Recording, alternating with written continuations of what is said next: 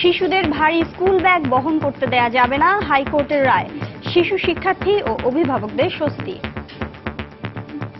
সমস্ত স্কুলকে সার্কুলার দিবেন যে 10%-এর উপরে কোনো বাচ্চা ব্যাগ ক্যারি করতে পারবে না। 6-7টা ক্লাস থাকে একটা দিন, আর একটা সাবজেক্টের জন্য অনেক সময় 2টা বইও থাকে, খাতাও থাকে। বয়স অনুযায়ী এতগুলো বইয়ের ভার আসলে আমার পক্ষে বহন করাটা সম্ভব হয় না। পড়াশোনার পুরো সার্বিক ব্যবস্থা কবে আনলে বইয়ের চাপটা কমে যাবে। হাইকোর্টের রায়টা অত্যন্ত যুক্তিসঙ্গত এবং এটা অতি বাস্তবায়িত হওয়া অতীব জরুরি। সচেতনতা বাড়ানোর পাশাপাশি মনিটরিং এর তাগিদ। ছোটবেলা থেকেই ব্যাক পেইন, আর্ম পেইন, নেক পেইন, এমন কারো কিছু সিভিয়ার প্রবলেমের শিকার হয়ে যাচ্ছেন। সবচেয়ে বড় বিষয় হবে কিন্তু মনিটরিং করা। দেখছিলেন সময়ের প্রধান শিরোনাম। রাত 11টার সময়ের সঙ্গে আছে আমি শিরিন আক্তার এবং আমি কামরুজ্জামান মামুন। এবার অন্যান্য শীর্ষ সংবাদ। ব্রিটিশ হাইকমিশনার আনোয়ার চৌধুরীর ওপর গ্রেনেড হামলা মামলায় মুফতি হান্নান সহ 3 জনের ফাঁসির আদেশ আপিল বিভাগে বহাল। ভিসার মেয়াদ শেষ হওয়া 2 লাখ প্রবাসী বাংলাদেশিকে নতুন করে কাজের সুযোগ দেবে মালয়েশিয়া। কুয়ালালামপুর থেকে ফিরে বাণিজ্যমন্ত্রী কার্যকরে পদক্ষেপ নেওয়ার তাগিদ। 2021 সালের মধ্যে বিদ্যুৎ উৎপাদনের সক্ষমতা 24,000 মেগাওয়াটে উন্নীত করা হবে। অদম্য বাংলাদেশ প্রতিপাদ্যে বিদ্যুৎ ও জ্বালানি সপ্তাহের উদ্বোধন করে বললেন প্রধানমন্ত্রী। প্রত্যাশা মতোই এগোচ্ছে বাংলাদেশের কৃষিখাত। স্বাধীনতার 4 দশক পর মূল্যায়ন বিশ্বব্যাংকের। বিপণন ব্যবস্থা শক্তিশালী করার তাগিদ। এবং রাজধানীর বনানী থেকে নিখোঁজ 4 জনের হদিস পাওয়ার আগেই আরও 2 তরুণ উধাও। জঙ্গিরা কৌশল পাল্টে পুনর্গঠিত হচ্ছে, আশঙ্কা নিরাপত্তা বিশ্লেষকদের।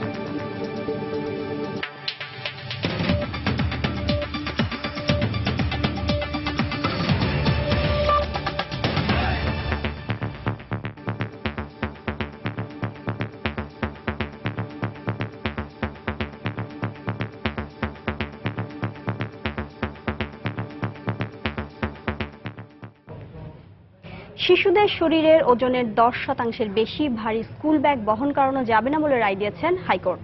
একই সঙ্গে রায় প্রকাশের 6 মাসের মধ্যে ভারী ব্যাগ নিষিদ্ধে প্রয়োজনীয় আইন করার নির্দেশ দিয়েছেন আদালত। পাশাপাশি আইন তৈরির আগে বাংলা ও ইংলিশ মিডিয়াম 2 মাধ্যমের স্কুলগুলোতে উচ্চ আদালতের এ রায় বাস্তবায়নে প্রয়োজনীয় ব্যবস্থা নেওয়ার আদেশ দিয়েছেন উচ্চ আদালত। বাচ্চাদের ব্যাগ তার বডি ওয়েটের 10%-এর উপরে হলে তাদের বডি ইনজুরি হয় এবং সেই ক্ষতি, তাদের স্বাস্থ্যগত ঝুঁকি তা সারা জীবন বয়ে বেড়ায়। 6 মাসের মধ্যে একটি আইন তৈরি করার জন্য সমস্ত স্কুলকে এই একটা সার্কুলার দিবেন যে সার্কুলারে বলবেন যে 10%-এর উপরে কোনো বাচ্চা ব্যাগ ক্যারি করতে পারবে না। তাদের এত বইয়ের বোঝা যে কেন হচ্ছে, এটা আমাদের রাষ্ট্রীয় সর্বপর্যায় থেকে উচ্চ পর্যায় থেকে প্রধানমন্ত্রী বলেছেন 2-1 বার, তারপরে এটার কোনো সুরাহা হচ্ছে না।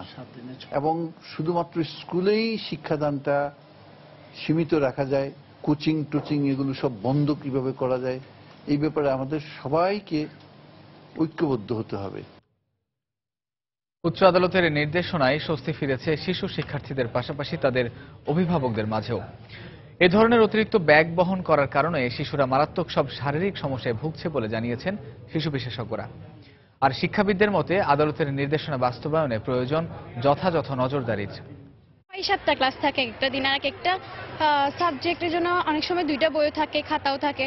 তো সবগুলো একসাথে নিয়ে আসতে কষ্ট হয়তো। বয়স অনুযায়ী এতগুলো বইয়ের ভার আসলে আমার পক্ষে বহন করাটা সম্ভব হয় না।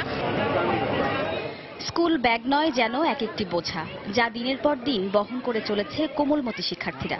আর এই বোঝা বহন করতে গিয়ে শিক্ষার্থীদের কতটা যন্ত্রণা ভোগ করতে হয় তাই ফুটে উঠেছে তাদের কথায়। এ ধরনের অতিরিক্ত ওজনের ব্যাগ বহন করার কারণে শিশুরাও মারাত্মক সব শারীরিক সমস্যায় ভুগছে। বাচ্চাদেরকে অনেক বই বহন করতে হয়, আসলে এটা অনেক বেশি প্রেশার এবং তাদের ফিজিক্যাল যে ফিগারের ব্যাপারটা আছে সেটাও নষ্ট হয়ে যায়। ওই দিকটা আমাদের অবশ্যই আমরা খেয়াল রাখবো। কিছু কিছু ছাত্রের টেম্পোরারি এবং কিছু কিছু ছাত্রের পার্মানেন্ট মেডিকেল কন্ডিশন হয়ে যাচ্ছে এবং এই কন্ডিশন হতে তারা ছোটবেলা থেকেই ব্যাক পেইন, আর্ম পেইন, নেক পেইন, এমন কারো কিছু সিভিয়ার প্রবলেমের শিকার হয়ে যাচ্ছেন। এই অবস্থায় শিশু শিক্ষার্থীদের দুর্দশার কথা তুলে ধরে গত বছরের 9 আগস্ট 3 জন আইনজীবী উচ্চ আদালতে রিট করেন। দীর্ঘ শুনানি শেষে আদালত ঘোষিত রায়ে স্কুল ব্যাগ বহন করার শিশুদের জন্য মারাত্মক ঝুঁকি বলে উল্লেখ করা হয়। এই রায়কে সাধুবাদ জানিয়ে আদালতের নির্দেশনা বাস্তবায়নে মন্ত্রণালয়ের নজরদারি জরুরি বলে মনে করেন এই শিক্ষাবিদ। এই প্রেক্ষিতে একটা আইনেরও কথা বলেছেন। তো আমরা যদি আইনের মধ্য দিয়ে বিষয়টাকে নিয়ে আসি তাহলে সেটাও চুলচেরা বিচার বিশ্লেষণ করে আনতে হবে। সবচেয়ে বড় বিষয় হবে কিন্তু মনিটরিং করা। উচ্চ আদালতের এ আদেশে অনেকটা স্বস্তি ফিরেছে অভিভাবকদের মাঝেও। বর্তমানে প্রতিটি শিক্ষার্থীকে প্রতিদিন অন্তত 8টি বিষয়ের উপর ক্লাস করতে হয়, আর প্রতিটি বিষয়ের একাধিক বইয়ে সিলেবাসভুক্ত করে স্কুল কর্তৃপক্ষ।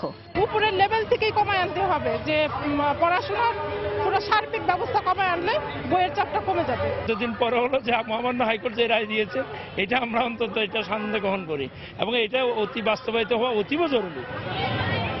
আদালতের নির্দেশনা অনুযায়ী এই আদেশ বাস্তবায়ন করবে প্রাথমিক ও গণশিক্ষা সচিব এবং প্রাথমিক গণশিক্ষা অধিদপ্তরের মহাপরিচালক। সময় সংবাদ, ঢাকা।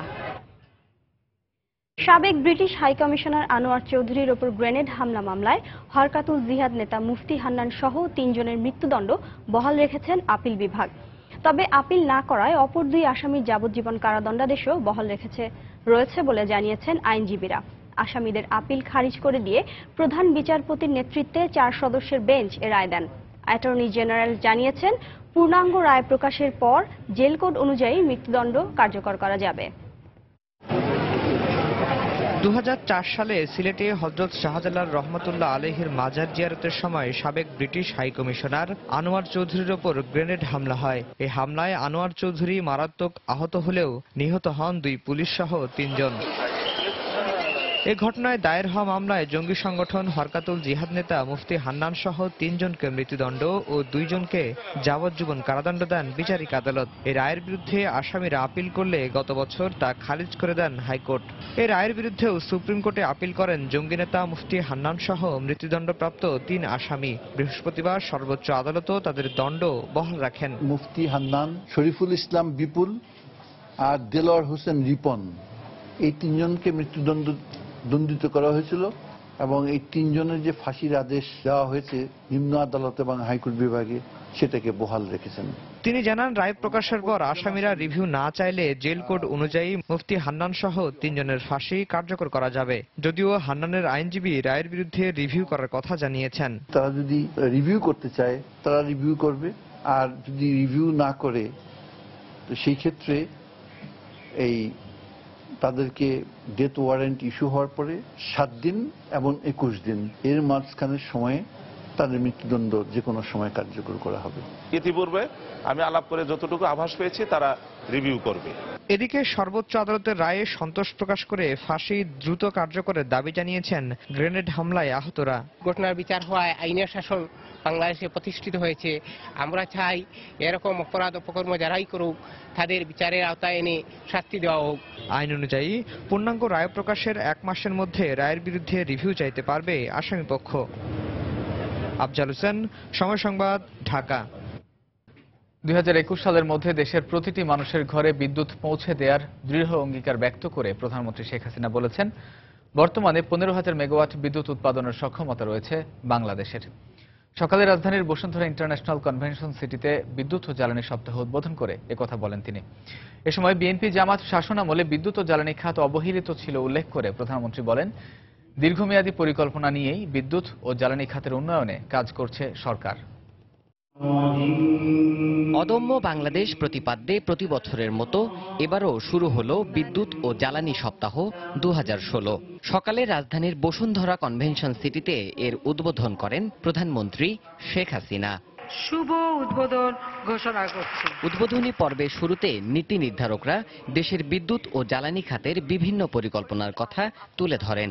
এই খাতে বিশেষ অবদান রাখা কৃতি ব্যক্তি ও প্রতিষ্ঠানের হাতে তুলে দেয়া হয় পুরস্কার। প্রধান অতিথির বক্তব্যে প্রধানমন্ত্রী শেখ হাসিনা বিদ্যুৎ উৎপাদন সক্ষমতা বর্তমানে কয়েক গুণ বেড়েছে উল্লেখ করে বলেন, বিগত সরকারের সময় বিদ্যুতের জন্য মানুষকে প্রাণ দিতে হয়েছে। 4300 মেগাওয়াট আমরা রেখে এসেছিলাম। 7 বছর পর সেখানে আমরা পেলাম 3200 মেগাওয়াট বিদ্যুৎ। ওই অবস্থায় এসেই আজকে আমরা 15,000 মেগাওয়াট বিদ্যুৎ উৎপাদনের সক্ষমতা অর্জন করেছি। আজকে প্রায় 78% মানুষ বিদ্যুৎ পাচ্ছে।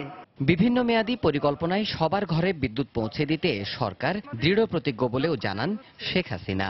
আমরা এদেশের সব মানুষের ঘরে ঘরে আলো জ্বালবো, এটাই হচ্ছে আমাদের লক্ষ্য। আর সেই লক্ষ্য নিয়েই আমাদের সরকার কাজ করে যাচ্ছে। 2030 সালের মধ্যে আমাদের বিদ্যুৎ উৎপাদন হবে 40,000 মেগাওয়াট। 2041 সালের মধ্যে আমরা আমাদের বিদ্যুৎ উৎপাদন 60,000 মেগাওয়াটে উন্নীত করব। 2024 সালেই পরমাণু বিদ্যুতের উৎপাদন শুরু হবে জানিয়ে প্রধানমন্ত্রী বলেন, প্রয়োজনে আরও একটি পরমাণু বিদ্যুৎ কেন্দ্র নির্মিত হবে বাংলাদেশে। রূপপুর নিউক্লিয়ার বিদ্যুৎ কেন্দ্র, যার কাজ ইতিমধ্যে শুরু হয়েছে, সেখানে আমাদের বিদ্যুৎ 2024 সাল নাগাদ সেখানে 1,200 মেগাওয়াট বিদ্যুৎ উৎপাদন হবে এবং পরবর্তীতে আরো 1,000 মেগাওয়াট উৎপাদন করতে পারবো। পরবর্তীতেও আমাদের পরিকল্পনা আছে যে আমরা দক্ষিণাঞ্চলে আরো একটা নিউক্লিয়ার পাওয়ার প্ল্যান্ট করতে সক্ষম হব। এরপর বিদ্যুৎ ও জ্বালানি সপ্তাহ উপলক্ষে আয়োজিত মেলার বেশ কয়েকটি স্টল ঘুরে দেখেন শেখ হাসিনা। দেবাশিস রায়, সময় সংবাদ, ঢাকা। পরে বিকেলে জাতীয় সংসদে এক সম্পূরক প্রশ্নের উত্তর দিতে গিয়ে প্রধানমন্ত্রী বলেন, জনগণকে সম্পৃক্ত করে সরকারের জঙ্গি বিরোধী কার্যক্রম বিশ্বের দৃষ্টান্ত স্থাপন করেছে। তবে বিত্তবানদের উচ্চশিক্ষিত সন্তানদের জঙ্গিবাদে জড়িয়ে পড়া নিয়ে উদ্বেগ প্রকাশ করে সকলকে সচেতন হওয়ার আহ্বান জানান তিনি। আগে মানুষের একটা ধারণা ছিল যে বুঝি মাদ্রাসার ছেলেরা যাবে বা গরিব ছেলেরা যাবে, এখন আমরা দেখছি সেটা না। বিত্তবানদের ছেলেরা তারা জঙ্গি হয়ে যাচ্ছে, তারা এই পথে চলে আসছে।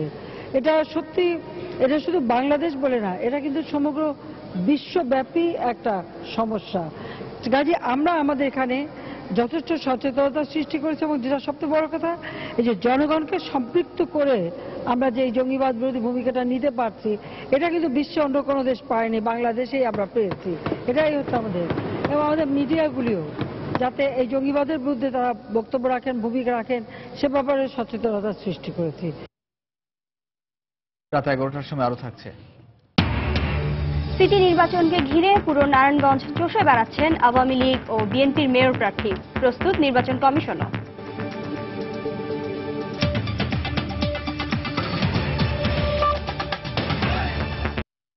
রাজধানীর বনানী এলাকা থেকে 4 যুবক নিখোঁজের পর আরো 2 তরুণের নিখোঁজের খবর পাওয়া গেছে। তাদের একজন একটি বেসরকারি মেডিকেল কলেজের প্রথম বর্ষের ছাত্র, অন্যজন ইংলিশ মিডিয়াম থেকে ও লেভেল পাশ করেছেন। সব মিলিয়ে 6 যুবকের উধাও হওয়ার ঘটনা বিশ্লেষণ করে কৌশল পাল্টে জঙ্গিদের পুনর্গঠিত হওয়ার আলামত দেখতে পাচ্ছেন নিরাপত্তা বিশ্লেষকরা। ইমরান ফরহাদ রাজধানীর একটি বেসরকারি মেডিকেলের প্রথম বর্ষের শিক্ষার্থী। গত 29শে নভেম্বর তার উধাও হওয়ার পর থেকেই শোকে বিপর্যস্ত মা জানালেন, তাদের পরিবার রক্ষণশীল এবং তারা জঙ্গিবাদকে ঘৃণা করেন। মায়ের ধারণা মেডিকেলে পড়তে বাধ্য করায় ইমরান ফরহাদ রাগ করে ঘর ছেড়েছেন, আর তাই ফিরে আসতে ইমরানের প্রতি তার জোর মিনতি। আব্বু, তুমি যদি আমার এই কথা শোনো, তুমি আমার কাছে ফিরে এসো। তোমার মনে যদি কোনো কষ্ট থাকে আমার এসে বলো, আমি সব শুনবো। তোমার আব্বু খুব অসুস্থ হয়ে পড়ছে। তোমার আব্বু শুধু বলে আমার মতো কেউ যেন আমার সন্তানকে ভালো না বাসে। তোমার আব্বুর কথা চিন্তা করে হলে তুমি আমার কাছে ফিরে এসো আব্বু। এদিকে ও লেভেল পাশ সাইদ আনোয়ার খানের নিখোঁজের বিষয়ে বনানী থানায় জিডি করেছে তার পরিবার। তবে যোগাযোগ করে সাইদের পরিবারের কোনো সাড়া মেলেনি। এর আগে বনানী এলাকা থেকেই নর্থ সাউথ বিশ্ববিদ্যালয়ের 2 শিক্ষার্থী সহ আরো 4 জন লাপাত্তা হয়ে যান। হোলি আর্টিজানে হামলার আগে অনেক যুবকের নিখোঁজ হওয়ার ঘটনার সঙ্গে এ 6 যুবকের উধাও হওয়ার মিল পাচ্ছেন এ নিরাপত্তা বিশ্লেষক। আর এ কারণেই তার আশঙ্কা জঙ্গিরা ঘুরে দাঁড়াচ্ছে এবং কৌশল পাল্টে পুনর্গঠিত হচ্ছে। আমি যেটা আশঙ্কা করি যে এরা কি সেই রিগ্রুপিং এর মধ্যে চলে গেছে নাকি, অথবা সেই রিঅর্গানাইজেশনাল স্ট্রাকচারের মধ্যে চলে গেছে নাকি। আবার বলছে এই স্ট্রাকচার হতো, যে স্ট্রাকচার আমরা দেখছি ওরকম হবে না, এই স্ট্রাকচার হয়তো আরো ছোট হতে পারে। এবং এই ছেলেরা যদি ডগম্যাটিক আইডিওলজিক্যালি মোটিভেটেড হয়ে যায়, তাহলে একটা সিঙ্গেল এই 6টা ছেলে 6টা অ্যাটম বোম হতে পারে। আমি সেই ধরনের শঙ্কা করছি। তো কাজেই এটা খুবই ইম্পর্ট্যান্ট যে ওই হলি আর্টিজানের মতো আরেক জায়গায় কি এরকম হবে, আরেকখানে হবে বা গুলশানে হবে না বারিধারাতে হবে, হয়তো সে কোথাও সেটা হবে না, হয়তো এমন জায়গা হবে যেটার জন্য আমরা প্রিপেয়ার্ড না। জঙ্গিবাদ বিরোধী পাল্টা ধারণা তরুণদের মধ্যে ছড়িয়ে দিতে না পারলে শুধু গ্রেফতার আর অভিযান চালিয়ে তা দমন করা সম্ভব নয় বলেও মনে করেন এই নিরাপত্তা বিশ্লেষক। বাপ মা একটা বিজ্ঞপ্তি দেয় যে আমার ছেলে হারিয়ে। ওমর ফারুক, সময় সংবাদ, ঢাকা। ভিসার মেয়াদ শেষ হওয়া সহ নানা কারণে অবৈধভাবে বসবাসরত 2 লাখ বাংলাদেশি কর্মীকে মালয়েশিয়া সরকার তাদের কাজ করার সুযোগ নিয়মিত করে দেবে বলে জানিয়েছেন বাণিজ্যমন্ত্রী তোফায়েল আহমেদ। মালয়েশিয়া থেকে দেশে ফিরে মন্ত্রী সচিবালয়ে সাংবাদিকদের একথা বলেন। মালয়েশিয়া সরকারের এই উদ্যোগকে স্বাগত জানিয়ে এটি দ্রুত কার্যকর করতে সংশ্লিষ্ট মন্ত্রণালয়কে ভূমিকা রাখার তাগিদ দিয়েছেন বিশেষজ্ঞরা। 1976 সালের পর থেকে এ পর্যন্ত মালয়েশিয়ায় বাংলাদেশি অভিবাসীর সংখ্যা প্রায় 7,80,000। এসব কর্মীর অধিকাংশেরই ভিসা এবং চুক্তির মেয়াদ শেষ হওয়ায় এরই মধ্যে 2,32,000 কর্মীকে নিয়মিত করা হয়েছে। বাকি কর্মীরা অবৈধভাবে নানা কাজের সাথে যুক্ত থাকায় মাঝে মধ্যেই নানা হয়রানির পাশাপাশি মালয়েশিয়ার আইন শৃঙ্খলা রক্ষাকারী বাহিনীর হাতে আটক হচ্ছেন। এ অবস্থায় অবৈধভাবে বসবাসরত প্রায় 2 লাখ কর্মীকে মালয়েশিয়া সরকার আবারও নিয়মিত করতে সম্মত হয়েছে বলে জানান বাণিজ্যমন্ত্রী। তাদের দেশের deputy prime minister mister Hamidi, তার সাথে আমার বৈঠক হয়েছে। সেখানে আমাদের অনেকেই আছেন যাদের জন্য আমাদের নতুন করে তারা সুযোগ সৃষ্টি করে দেবেন। প্রায় 2 লক্ষের মতো লোক আছে, তাদেরকে রিহায়ারিং এর প্রসেস তারা শুরু করতে যাচ্ছেন। এই উদ্যোগকে স্বাগত জানিয়ে অভিবাসী বিশেষজ্ঞরা বলেছেন, সেদেশে বসবাসরতদের কাজের সুযোগ দেওয়া হলে দুদেশেই লাভবান হবে। তাদেরকে আবার পুনরায় কর্মে নিয়োগ দেওয়া হবে। এটার মানে হচ্ছে আমি ধরে নিচ্ছি যে তাদের রেগুলারাইজ করা হবে। রেগুলারাইজ যদি করা হয় এটা অত্যন্ত ভালো পদক্ষেপ। তারা বাংলাদেশি এম্বাসিতে গিয়ে নিজেদেরকে শনাক্ত করবে তাদের বিভিন্ন রকম পরিচয়পত্র দিয়ে। সেই পরিচয়পত্রের গুলোর ভিত্তিতে বাংলাদেশ সরকার তাদেরকে পাসপোর্ট দেবেন পুনরায়।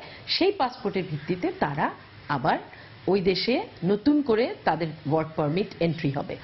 এটি কার্যকর করতে সংশ্লিষ্ট মন্ত্রণালয়কে সাথে নিয়ে বাণিজ্য মন্ত্রীকেই উদ্যোগ নেয়ার তাগিদ দেন তিনি। এটা আদৌ কতটা কার্যকরী করা যাবে নাকি শুধু মৌখিক কথা, সেই বিষয়টাও ভেবে দেখার ব্যাপার আছে। বাণিজ্য মন্ত্রী যেহেতু কথা বলেছেন সেহেতু তার নেগোসিয়েশনটা তাকেই করতে হবে, প্রবাসী মন্ত্রণালয়, বৈদেশিক কর্মসংস্থান, ফরেন মিনিস্ট্রি সকলকে সাথে নিয়ে। এদিকে মালয়েশিয়া বসবাসরত কর্মীদের নিয়মিত করার বিষয়ে প্রবাসী কল্যাণ মন্ত্রণালয়ের কাছে কোনো তথ্য নেই বলে জানান সংশ্লিষ্ট কর্মকর্তারা। প্রসূন আশিস, সময় সংবাদ, ঢাকা। রাত 11টার সময় আরো থাকছে। বিধ্বস্ত পাকিস্তানি বিমানের কোনো আরোহী বেঁচে নেই নিশ্চিত করেছে দেশটির বিমান চলাচল কর্তৃপক্ষ। 36 জনের লাশ উদ্ধার।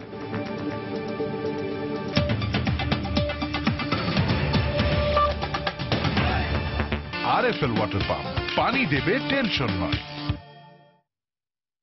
নারায়ণগঞ্জ সিটি কর্পোরেশন নির্বাচনের খবর। তৃতীয় দিনের মতো চলছে নারায়ণগঞ্জে প্রচারণা। কাউন্সিলর ও অন্য মেয়র প্রার্থীদের প্রচারণা তেমন জমে না উঠলেও উৎসবমুখর পরিবেশে বিভিন্ন নির্বাচনী এলাকা চষে বেড়াচ্ছেন আওয়ামী লীগ ও বিএনপির মেয়র প্রার্থী। ভোটারদের দিচ্ছেন নানা প্রতিশ্রুতি।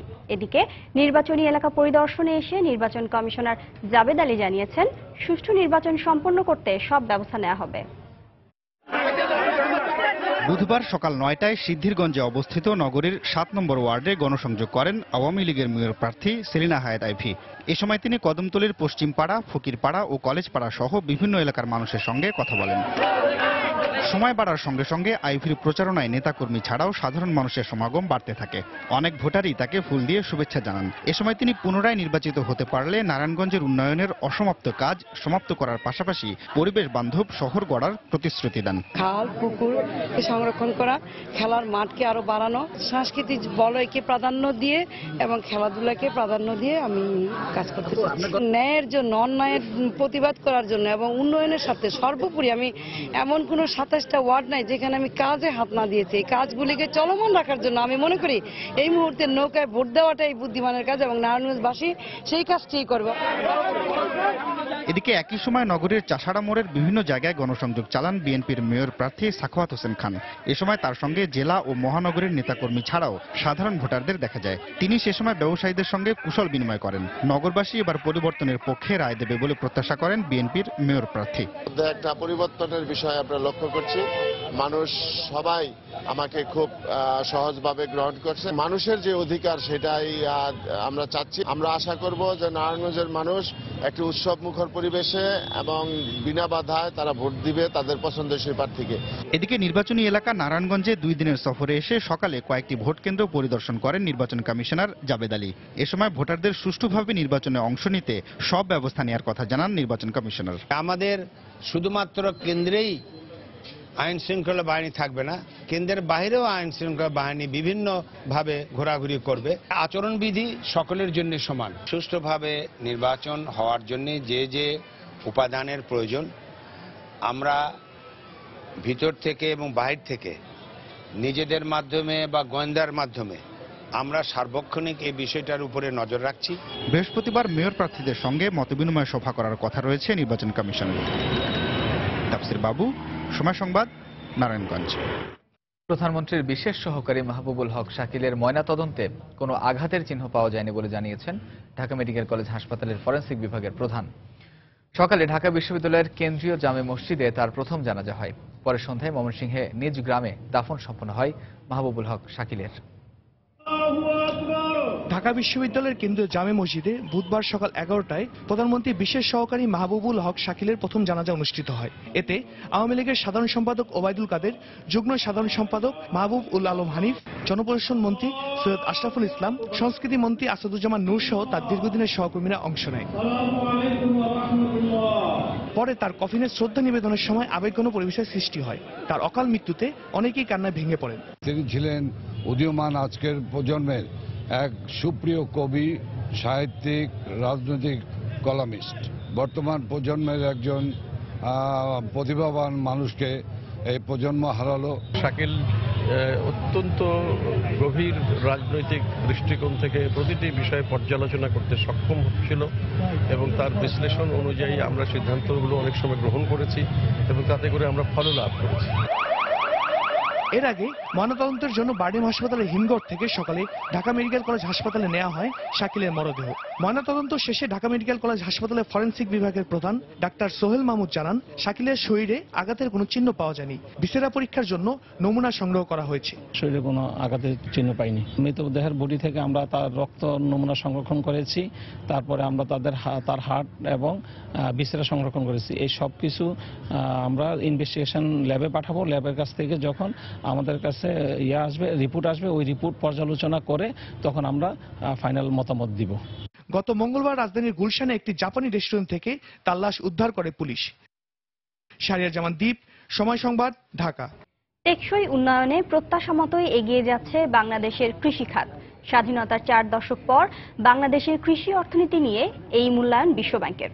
তবে এ খাতের উন্নয়নে গবেষণা কার্যক্রম যতটা গুরুত্ব পাওয়ার কথা সে তুলনায় অনেকটাই পিছিয়ে রয়েছে বলেও মনে করে সংস্থাটি।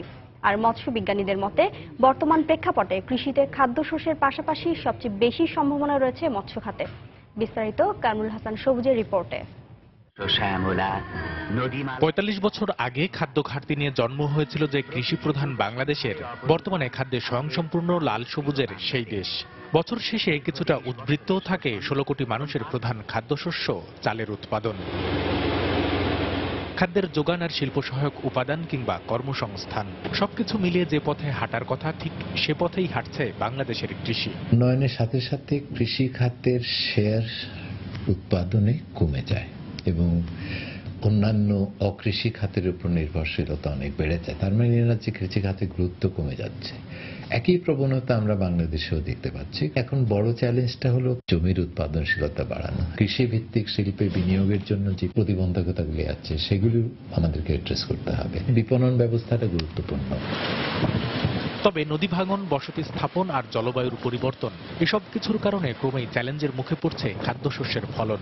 এমন পরিস্থিতিতে সমুদ্রসীমার বড় একটা অংশে নিজেদের অধিকার প্রতিষ্ঠা দেশের কৃষি অর্থনীতিতে নতুন সম্ভাবনা যোগ করেছে মৎস্য খাত। বহু দেশ লং লাইন ফিশিং করে। আমাদের এখানে আমরা ইচ্ছা করলে বহু মাছ ধরতে পারি, সেটা কিন্তু আমরা করছি না। উপকূলীয় অঞ্চলে মুক্তা চাষ করতে পারি, উপকূলীয় অঞ্চলে আমরা স্ক্যালপ চাষ করতে পারি, অয়েস্টার চাষ করতে পারি। এই অবস্থায় খাদ্যশস্য কিংবা মৎস্য বহুমুখী কৃষি খাতের উৎপাদনশীলতা বাড়াতে লাগসই প্রযুক্তি ব্যবহার বাড়ানোর পরামর্শ তাদের। ডাইভার্সিফিকেশন অফ মেরিন অ্যাকোয়াকালচার, সেই সব জিনিসগুলো কিন্তু এখনো আমাদের হয়নি। এর জন্য যেই পরিমাণ আমাদের গবেষণা দরকার সেই পরিমাণ গবেষণা হচ্ছে না। সরকারি ব্যয় এগ্রিকালচারাল রিসার্চ এন্ড ডেভেলপমেন্টের উপরে কতটুকু, সেটা কিন্তু জিডিপির 8% খুব কম। আমি যদি ব্যয়ের সূচক দিয়ে মাপি তাই বলবো আমরা যথেষ্ট কি মনোযোগী এখনো হই না, কিন্তু আরো হওয়ার দরকার। উৎপাদনশীলতা বাড়িয়ে কৃষিপণ্যের চাহিদা যোগানের পরিসংখ্যানে হয়তো ভারসাম্য রক্ষা করা যাবে, কিন্তু শক্তিশালী বিপণন কাঠামো নিশ্চিত করা না গেলে এর পুরোপুরি সুফল পাওয়া নিয়ে থেকেই যাবে অনিশ্চয়তা। বরাবরই এমন সম্ভাবনা ও শঙ্কার কথা বলে আসছেন সংশ্লিষ্টরা। তাই কৃষির টেকসই উন্নয়নে বাজার ব্যবস্থা শক্তিশালীকরণে নজর রাখতে হবে সব সময়। কামরুল হাসান সবুজ, সময় সংবাদ, ঢাকা। দেশের বাইরের খবর। পাকিস্তানে বিমান বিধ্বস্তের ঘটনায় 47 আরোহীদের কেউ বেঁচে নেই বলে নিশ্চিত করেছে দেশটির সিভিল এভিয়েশন কর্তৃপক্ষ।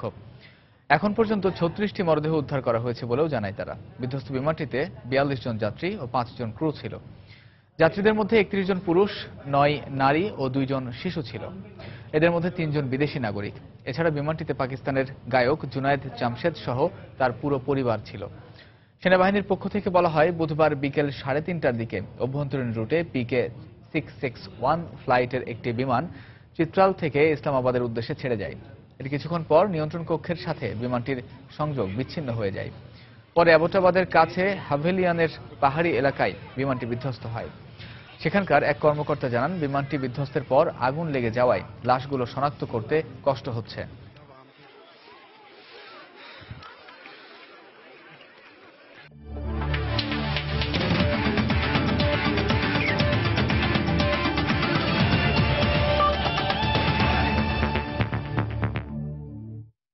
বিপিএল ক্রিকেট প্রসঙ্গ। স্বপ্নের ফাইনালে জায়গা করে নিল রাজশাহী কিংস। দ্বিতীয় কোয়ালিফায়ারে খুলনা টাইটান্সকে 7 উইকেটে হারিয়ে বিপিএল এর চতুর্থ আসরের ফাইনালে নাম লেখালো পদ্মাপাড়ের দলটি।